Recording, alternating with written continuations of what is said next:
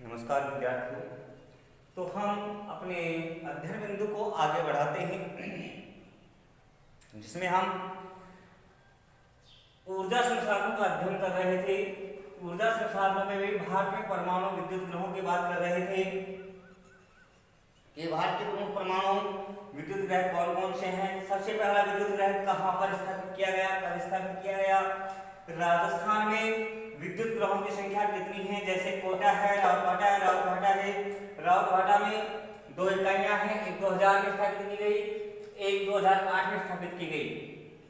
और भारत में राजस्थान में सबसे पहले 1973 में कोटा में एक विद्युत ग्रह की इकाई स्थापित की गई थी। आगे बढ़ते हैं। आगे आता है परमाणु शक्ति का विकास। भारत में परमाणु शक्ति का विकास।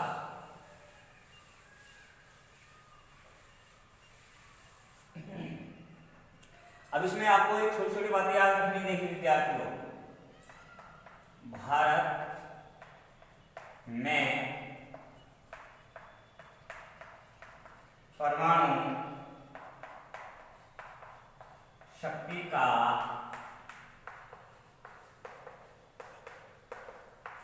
विकास। विद्यार्थियों, भारत में परमाणु शक्ति का विकास भारत के महान वैज्ञानिक डॉक्टर होमी जहांगीर भाभा के प्रयासों से आरंभ हुआ। डॉक्टर होमी जहांगीर भाभा ने परमाणु कार्यक्रम का शुभारंभ किया। तो लिखेंगे भारत में परमाणु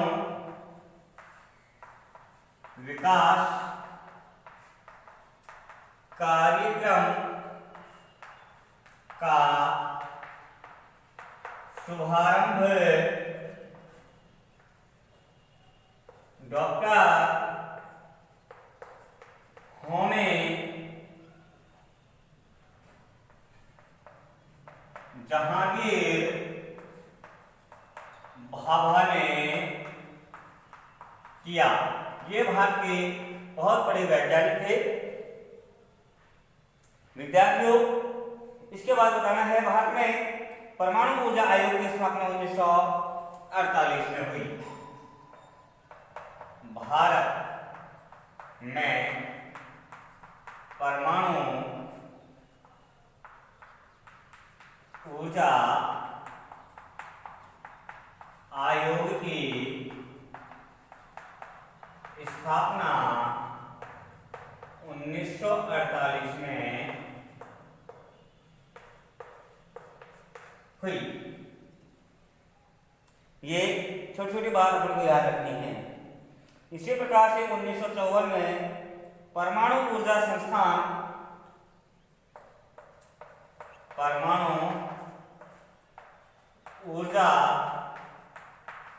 संस्थान की स्थापना 1954 में ट्रॉम्बे में किए। छोटा प्रश्न पूछा जा सकता है कि परमाणु ऊर्जा संस्थान की स्थापना कब और कहां पर की गई? तो बताना है 1954 में ट्रॉम्बे में स्थापित की गई, जिसे अब भाभा अनुसंधान केंद्र के नाम से बदल दिया गया है। बताएंगे इसका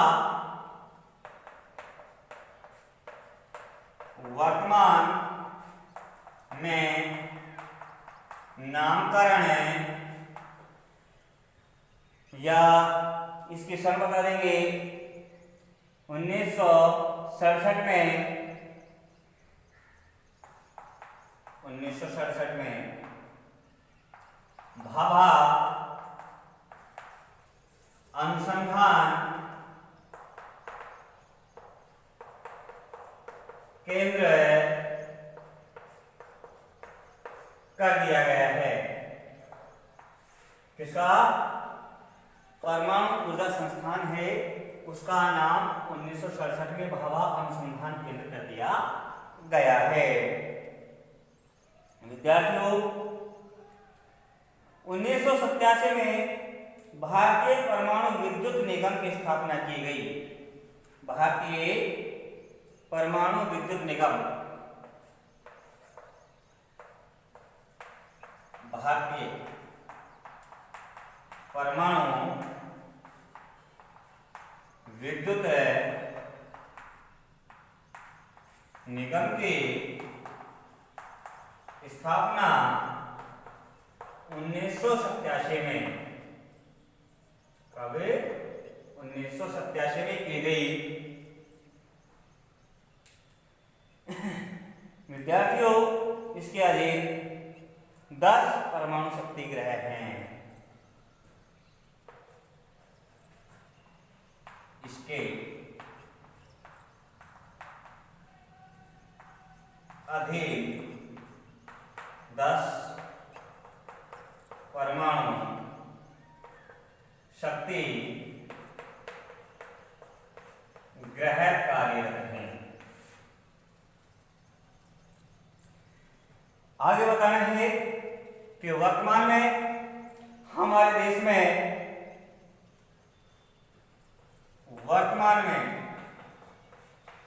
हमारे देश में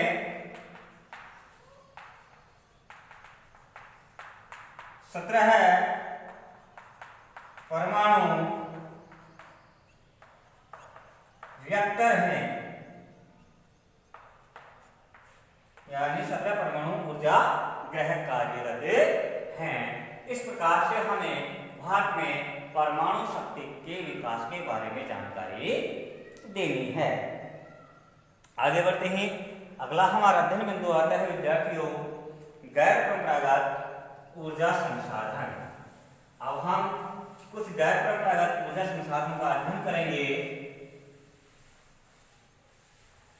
जैसा कि आपने ऊर्जा संसाधनों के बारे में पढ़ा था, तो पढ़ा था कि ऊर्जा संसाधनों को 2 भागों में बांटा गया है, परंपरागत ऊर्जा संसाधन और गैर परंपरागत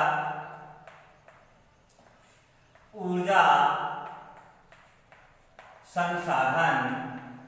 विद्यार्थियों, मैंने आप लोगों को बताया था कि परंपरागत ऊर्जा संसाधनों में उन ऊर्जा संसाधनों को शामिल किया गया है जिनका उपयोग बहुत पहले से होता आ रहा है, लेकिन ऐसे ऊर्जा संसाधन जिनका उपयोग आधुनिक समय में, आधुनिक काल में आरंभ हुआ है, उन्हें गैर परंपरागत ऊर्जा संसाधनों में शामिल किया जाता है। जैसे सौर ऊर्जा है, भूतापीय ऊर्जा है, पवन ऊर्जा है, ज्वारीय ऊर्जा है, या फिर जैविक ऊर्जा है। इनको गैर परंपरागत ऊर्जा संसाधनों में शामिल किया जाता है। अब हम गैर परंपरागत ऊर्जा संसाधनों के एक एक संसाधन का अध्ययन करते हैं। तो विद्यार्थियों, उनमें हम पहले की थोड़ी सी भूमिका देख लेते हैं कि जो गैर परंपरागत ऊर्जा संसाधन हैं, ये असमाप्य हैं। एक बार असमाप्य हैं, समाप्त नहीं होते हैं। एक बार उपयोग में लेने के बाद उसका दोबारा भी उपयोग किया जा सकता है। एक बार उपयोग में लेने के बाद ये नष्ट नहीं होते हैं, इसलिए इन्हें नवीकरणीय संसाधन भी कहा जाता है। ठीक है। इसके अलावा हमें बताना है कि पर्यावरण को कोई हानि नहीं पहुंचाते हैं। यानी जैसे कोयला है, खनिज तेल है, प्राकृतिक गैस है, इनके जलने पर तो हानिकारक गैसें बाहर निकलती हैं, लेकिन इन ऊर्जा संसाधनों के दोहन से किसी प्रकार के हानिकारक गैसें भी बाहर नहीं निकलती हैं, अर्थात पर्यावरण को कोई हानि नहीं पहुंचती है, अर्थात ये प्रदूषणकारी भी नहीं होते हैं। इसलिए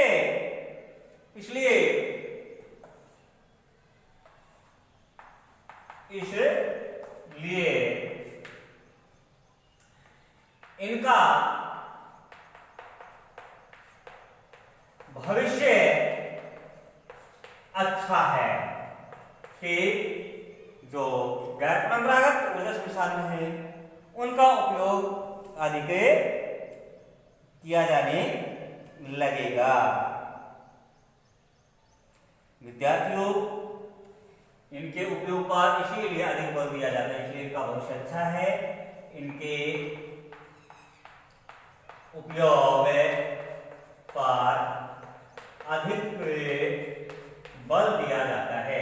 तो विद्यार्थी ध्यान रखना, आपसे क्वेश्चन किया जा सकता है कि वर्तमान में गैर परंपरागत ऊर्जा संसाधनों के उपयोग पर अधिक बल क्यों दिया जा रहा है। तो दो कारण बताने हैं। एक तो ये असमाप्य है, नवीकरणीय है, अर्थात एक बार उपयोग में लेने के बाद ये नष्ट नहीं होते हैं और दोबारा भी काम में लिया जा सकता है। और दूसरी बात यह है कि गैर परंपरागत ऊर्जा संसाधन है, इनके उपयोग से पर्यावरण को किसी प्रकार की हानि नहीं होती, कोई क्षति नहीं होती है, कोई हानिकारक गैसें इनसे बाहर नहीं निकलती हैं। इसलिए गैर परंपरागत ऊर्जा संसाधन के उपयोग पर अधिक बल दिया जा रहा है।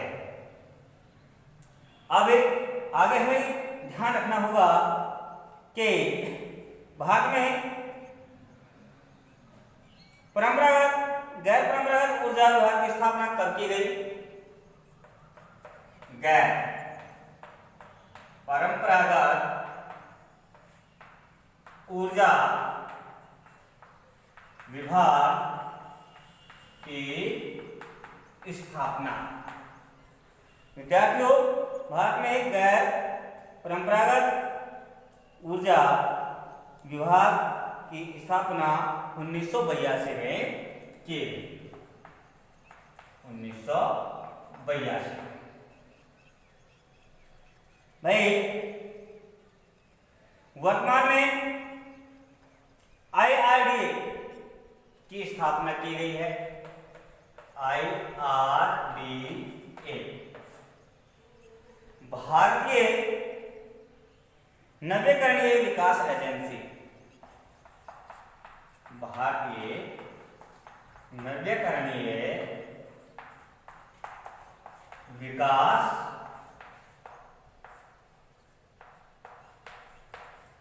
एजेंसी की स्थापना की गई है और इसी के द्वारा गैर परंपरागत ऊर्जा संसाधनों का संचालन किया जा रहा है। इसकी स्थापना 1987 में की गई। लीजिए, सबसे पहले हम पवन ऊर्जा का अध्ययन करते हैं।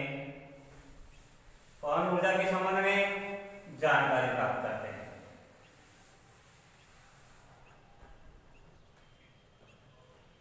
नंबर 1, पवन ऊर्जा। ध्यान रहे, गैर परंपरागत ऊर्जा संसाधन का ये एक महत्वपूर्ण हिस्सा है। एशिया महाद्वीप की विशालतम पवन ऊर्जा एशिया महाद्वीप की विशालतम पवन ऊर्जा शाला या पवन ऊर्जा केंद्र मुकडाल। पवन ऊर्जा केंद्र मुकडाल तमिलनाडु में स्थापित किया गया है। यहां पर एशिया का सबसे बड़ा पवन ऊर्जा फार्म है, सबसे बड़ा पवन ऊर्जा केंद्र है। आगे ध्यान रखना है, देश में पवन ऊर्जा उत्पादन में तमिलनाडु राज्य का स्थान प्रथम है, अर्थात भारत में सर्वाधिक पवन ऊर्जा तमिलनाडु राज्य के द्वारा उत्पादित होती है। इसका कारण क्या है? इसका कारण है विद्यार्थियों, ये भारत का पश्चिमी तट है, ये भारत का पूर्वी तट है, ये आपका तमिलनाडु है। ध्यान रहे, यहां हमेशा पूर्व पवनें चलती हैं, यहां पूर्व पवनें चलती हैं, क्योंकि पूर्वा अक्षांशों में ये हिस्सा है। तो पूर्वा इधर से चलती हैं पूर्व से, तो इधर से जब पवनें चलती हैं तो यहां कर्नाटक के तट पर आकर के यही टकराती है, यहां तेज हवाएं आती हैं। पूर्वा पवनों के प्रभाव में यही क्षेत्र आता है। इस पूर्वा पवनों के प्रभाव के कारण तमिलनाडु में ही सबसे अधिक पवन ऊर्जा का उत्पादन होता है। ठीक है, इसके बाद हमें बताना है भारत में पवन ऊर्जा उत्पादक राज्य, भारत के कौन कौन से राज्यों के द्वारा पवन ऊर्जा का उत्पादन किया जाता है? सबसे पहले नंबर पर तो है तमिलनाडु, नंबर 2 पर है तटीय राज्यों में अधिक रहेगा, यहां महाराष्ट्र। नंबर 3, इसके बाद हम जब तटीय क्षेत्र की बात करते हैं तो आपको दिखाई दे रहा है कि यहां कर्नाटक, ठीक है, यहां केरल में होती है लेकिन काम। इसके बाद चले जाओ ऊपर, नंबर 4 गुजरात, यहां तापमान अधिक रहता है, वायु दाब कम होने के कारण गुजरात से ऊपर राजस्थान। तो ध्यान रहे, भारत के 5 प्रमुख राज्य हैं जहां पवन ऊर्जा का अधिक उत्पादन किया जाता है। यहां राजस्थान और गुजरात में तो पवन ऊर्जा उत्पादन का कारण है, वायु दाब की भिन्नता के कारण तेज हवाएं यहां चलती हैं, और तमिलनाडु में पूर्वा पवन के कारण यहां सबसे अधिक पवन ऊर्जा का उत्पादन किया जाता है। इसके अलावा हमारे जो तटीय क्षेत्र हैं जैसे केरल है, आंध्र प्रदेश है, यहां भी पवन ऊर्जा का उत्पादन किया जाता है। आगे बढ़ते हैं, आगे आता है सौर ऊर्जा। सौर ऊर्जा का अध्ययन करते हैं।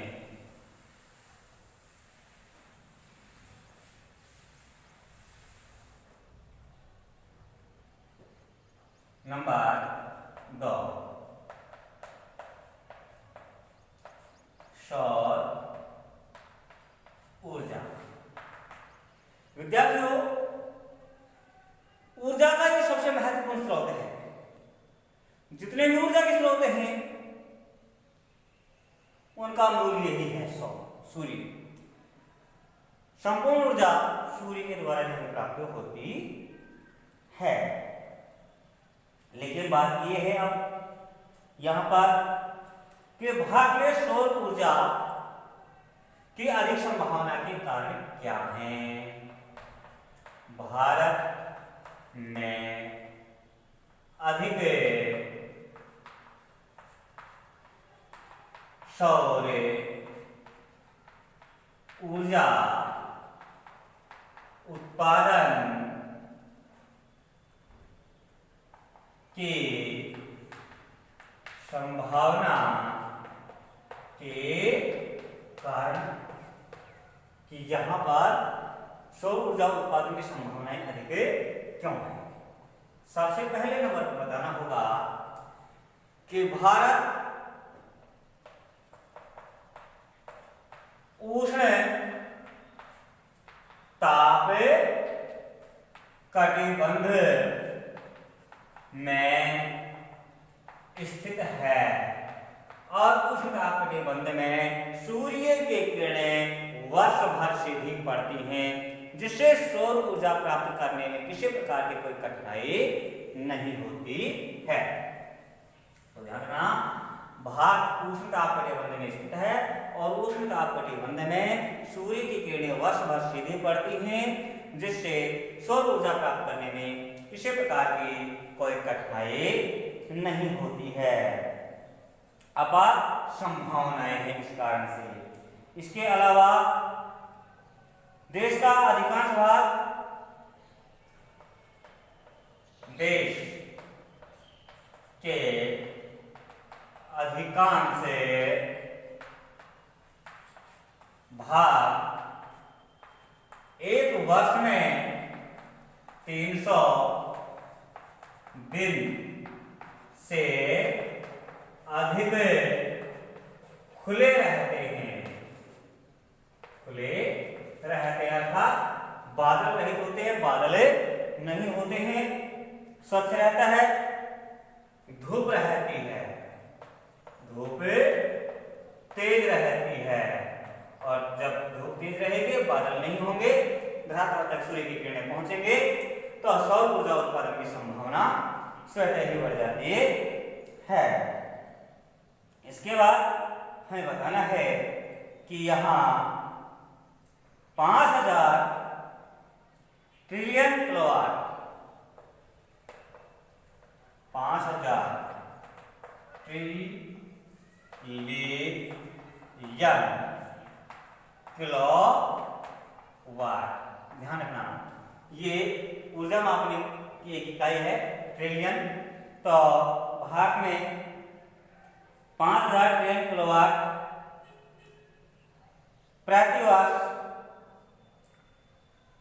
प्रति घंटा विकिरण प्राप्त होती है, प्रति वर्ष प्रति घंटा विकिरण प्राप्त होती है। इन तीन कारणों से भारत में सौर ऊर्जा उत्पादन की अपार संभावनाएं हैं, उत्पादन की संभावनाएं अधिक हैं। विद्यार्थियों आगे बढ़ते हैं। तो आगे आता है भारत में सौर ऊर्जा उत्पादन की दो विधियां हैं। विधियां, भारत में दो विधियों से सौर ऊर्जा का उत्पादन किया जाता है। एक तो है तापीय विधि और दूसरी है फोटोवोल्टिक विधि। ध्यान रहे, तापीय विधि में तो सूर्य के विकिरणों से सीधा ताप प्राप्त किया जाता है, लेकिन फोटोवोल्टिक विधि में सूर्य के ताप को विद्युत ऊर्जा में पहले बदला जाता है और फिर उसके बाद उसका उपयोग किया जाता है। हमें बताना है कि भारत का जो आंध्र प्रदेश है वहां तिरुपति बालाजी का देव स्थान है, वहां विश्व की सबसे बड़ी सौर ऊर्जा संचालित भोजनशाला है। बताएंगे विश्व की सबसे बड़ी सौर ऊर्जा द्वारा संचालित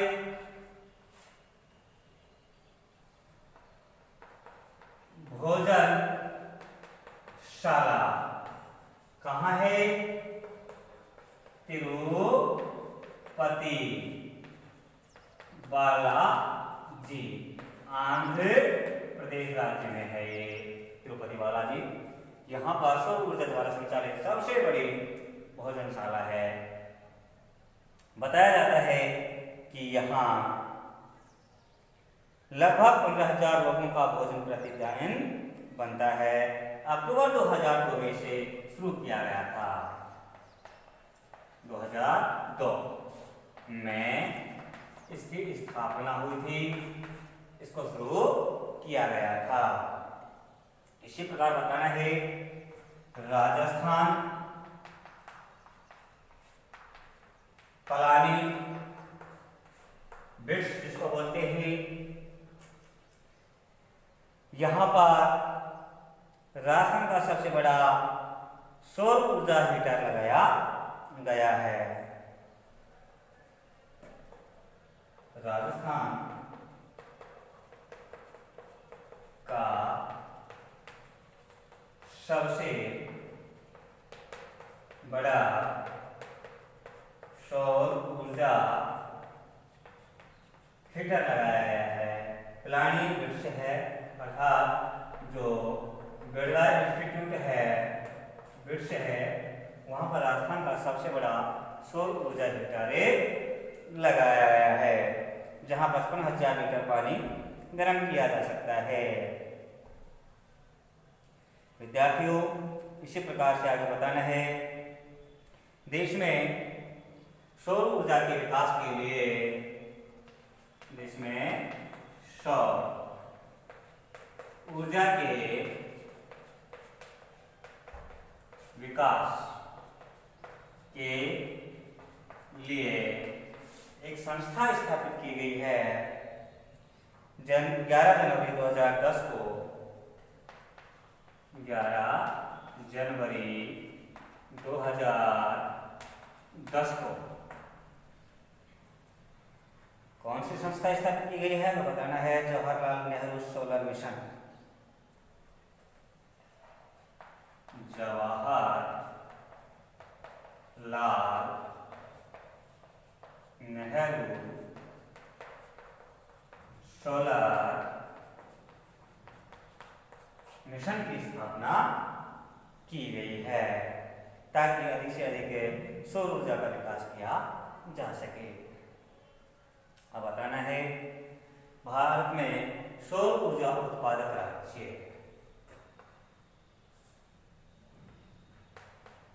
उत्पादक राज्य कि भाई भारत में सौर ऊर्जा का उत्पादन कहाँ कहाँ किया जा रहा है, तो अब हमें सौर ऊर्जा उत्पादक राज्य बताने हैं। तमिलनाडु, महाराष्ट्र, गुजरात, आंध्र प्रदेश, राजस्थान वही हैं।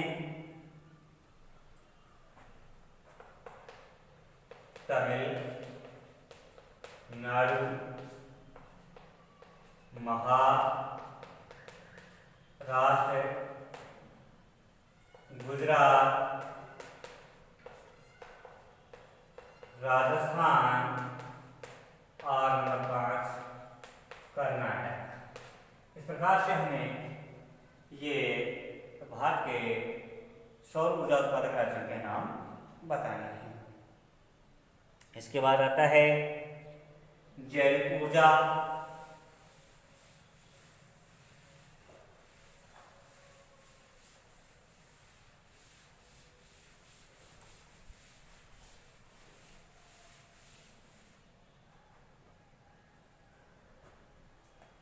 नंबर 3 जैविक ऊर्जा, आपके 3 ही दिए हैं ऊर्जा।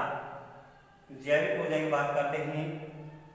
भारत में जैविक ऊर्जा के विकास की अपार संभावनाएं हैं।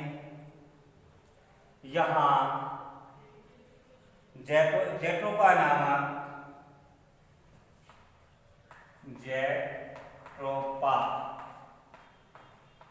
नामक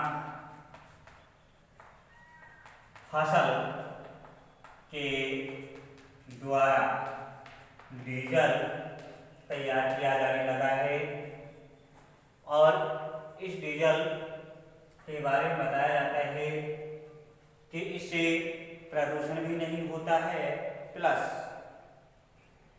ये अधिक ऊर्जा मुक्ति करता है। इसलिए जेट्रोपा नामक फसल का उत्पादन बढ़ाया जा रहा है। उन क्षेत्रों में जो भूभाग अनुपजाऊ हैं या बंजर हैं, उन भूभागों में जेट्रोपा नामक फसल पैदा करके और उससे डीजल का उत्पादन किया जा रहा है। इसके अलावा कूड़ा करकट है, या गोबर है, मानव मल है, उन सब के द्वारा ऊर्जा का उत्पादन किया जा रहा है। बात आती है भारत में जैव ऊर्जा संयंत्र कहाँ कहाँ हैं, तो बताएंगे। जैविक ऊर्जा संयंत्र, जैविक ऊर्जा संयंत्रों की स्थापना कहाँ कहाँ की गई है। सबसे पहले नंबर पर आता है आंध्र प्रदेश राज्य।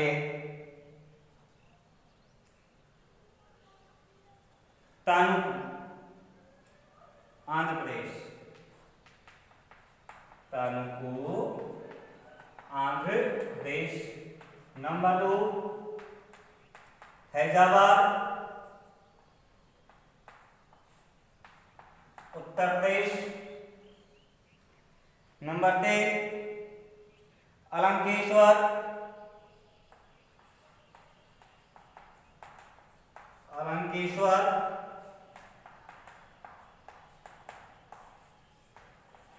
गुजरात। नंबर 4 मुक्तसर, मुक्तसर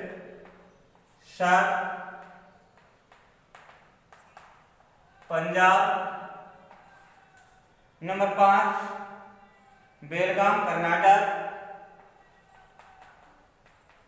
बेलगाम कर्नाटक। यहाँ देश के प्रमुख बड़े जैविक ऊर्जा संयंत्र काम कर रहे हैं। महानगरों में ऊर्जा सप्लाई भी की जाए, कूड़ा कचरा का निस्तारण भी हो जाता है, पर्यावरण भी बचा रहता है। इस प्रकार से हमारा यह अध्याय 16 समाप्त होता है, 17 अध्याय समाप्त होता है। इसके बाद 18वां अध्याय हम आरंभ करेंगे। धन्यवाद।